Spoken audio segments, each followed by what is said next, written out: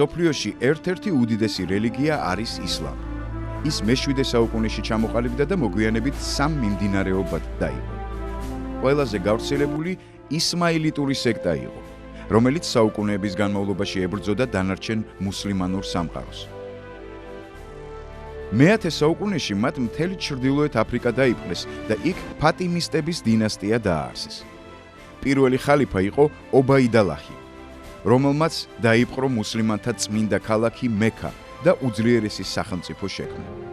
თუმცა მისმა შთამომავლებმა მალე დაკარგეს ძლიერება და მის აღსადგენად შექმნეს ახალი ორგანიზაცია მკვლელთა კავშირი, რომელსაც ასასინები უწოდეს.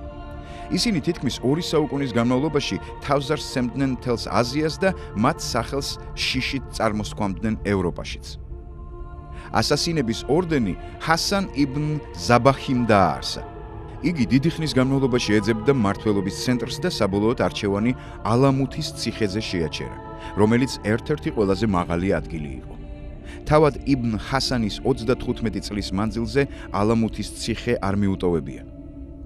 ჭიიჯდა, კითხულობდა, წერდა, ლოცულობდა და ადგენდა საბრძოლო ოპერაციებს. ასასინთა ბრძოლის ძირითადი მეთოდი ტერორისტული აქტები იყო, რომლებსაც ფიდიები ასრულებდნენ. ესენი იყვნენ კაცები, რომლებიც თავს წირავდნენ რწმენისათვის. ასასინების ფანატიკურობას ერთი ძალიან მნიშვნელოვანი ფაქტორი განაპირობებდა. სექტაში გაწევრიანებისას ახალ წევრს აბრუებდნენ, შემდეგ თვალებს აუხვევდნენ და 60 მაგვარ ბაღში ჩასვამდნენ. გამაბრუებელი საშუალებების ზემოქმედების შეწყვეტის შემდეგ კი ბაღიდან გამოიყვანდნენ და ეუბნებოდნენ: ახლა ჩვენ შენ 60 გაჩვენეთ. თუ მოკვდები რელიგიის გულისათვის, შენ ამ 60-ში მოხვდები. ამისთვის კი ისინი ყველაფერს ჩაიდენდნენ. ამის შესახებ შემდეგი შემთხვევა მოწმობს. სელჩუკების სულთანმა მელიქ შაჰმა მთიელ მხცოვანს, როგორც ჰასანს უწოდებდნენ, გაუგზავნა თავისი ელჩი წინადადებით, გაეწმინდა მებრძოლის სექტის მიერ დაკავებული ციხესიმაგრეები. პასუხის სანაცვლოდ სექტის მეთაურმა ორ ფიდაის თავის მოკლა უბრძანა.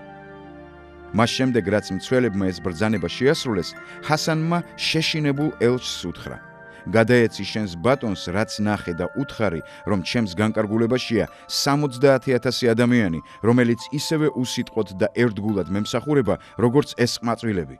აი ჩემი პასუხი.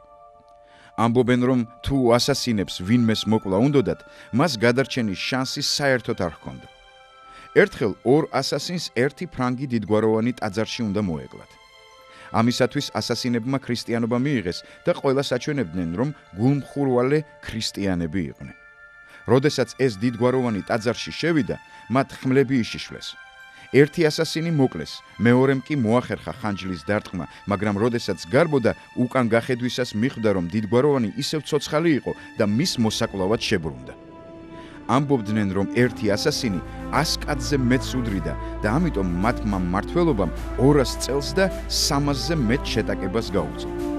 საბოლოოდ 1256 წელს მონღოლებმა აიღეს ალამუთი, გაძარცვეს და დაანგრიეს. ასასინები კი ამოწყვიტეს ისე, რომ მათი კვალიც კი არ დარჩა.